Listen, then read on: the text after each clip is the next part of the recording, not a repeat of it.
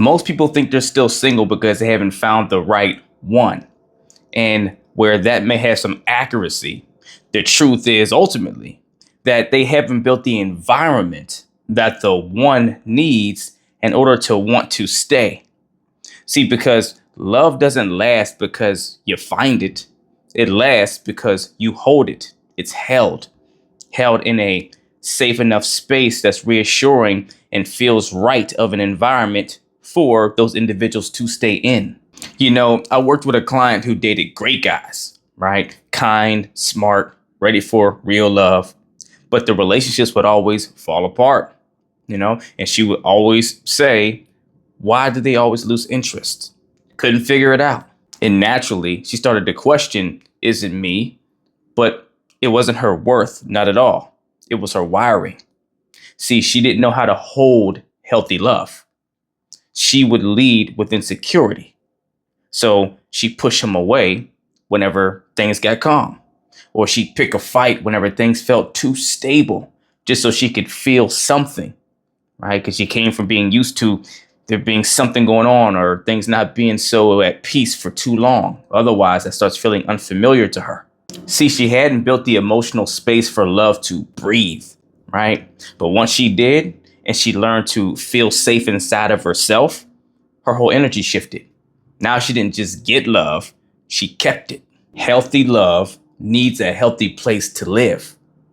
Yeah, you want a partner who communicates well, who handles conflict maturely, and shows up fully, right? But the big question is, do you? Do you feel safe enough in your own mind to not pick fights, right? Do you know how to self-soothe so that you're not constantly seeking reassurance outside of yourself? Do you know how to stand on your standards so that your boundaries are real? Because, see, most people don't lose love because they can't find it, right? They lose it because they can't hold it, right? And this is what it gets into when we talk about attracting what you're in harmony with. Yeah, of course, if you're not coming from a healthy, healed, and holistic space, you're going to attract people to you that are not that either, right? They're coming from an unhealed space as well. And those are the toxic situations that people retain and track and keep in their minds and start using as their narratives of, I can't find someone out here. It just never works with anyone, or there's no good ones left, and all that kind of stuff, right? But what gets lost, or what you forget about, or what doesn't hit your radar is those little moments every once in a while when you came across that one person that felt a lot more positive or a lot more healthy or whatever the case was, but it didn't last long or it didn't go anywhere because you weren't healed enough to hold that space for them to want to stay. But you didn't realize it, right? You didn't know it. And since those situations probably come fewer, farther in between, right? They're not as frequent for you, then your mind kind of pushes those out of the vetting information. It pushes them out of the data entries that your mind collects and comes up with your overall narrative that says, oh, I just don't find anyone that I can be with. I always find the jerks, or always find the people who are unhealed or the toxic ones, right? That's because that's what you're in harmony with most. So that's what comes to you most.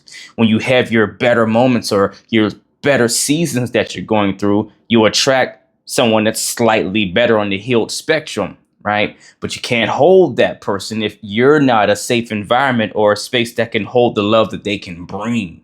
So then you wind up defaulting back to what you typically harmonize with, which is something or someone that is unhealthy or unhealed because you're not fully healthy and healed.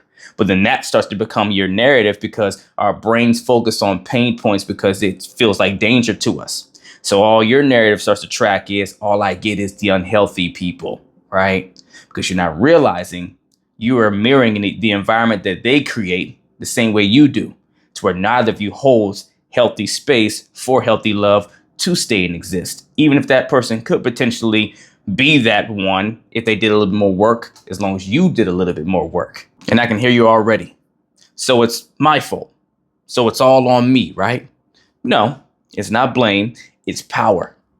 See, you can lose love by accident, for sure. But you can also very much build the skills to hold it on purpose, right? Because when you learn how to take ownership of your relationship environment, meaning you become the environment that the one you're looking for feels safe enough and desires to be in and wants to stay in, right?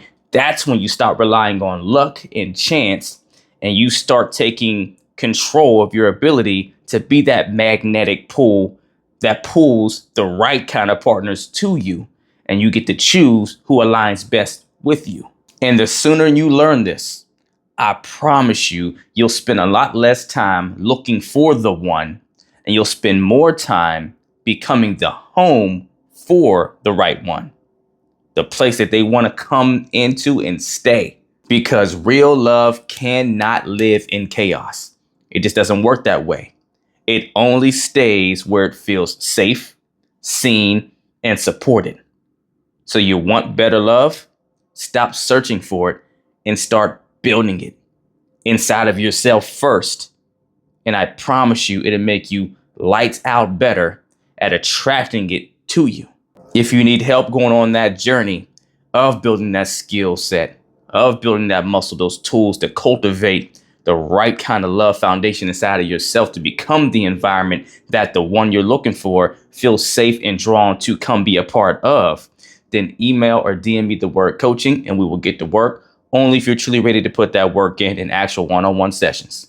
If you're not ready for one-on-one coaching, don't have the time, space, or maybe even the resources for it, then at least email or DM me the word transformation. And I'll send you the link to my Toxic Healthy Transformation course that'll help you do that exact work that I would do with my clients one-on-one at your own pace, on your own time, at a resource level you can afford.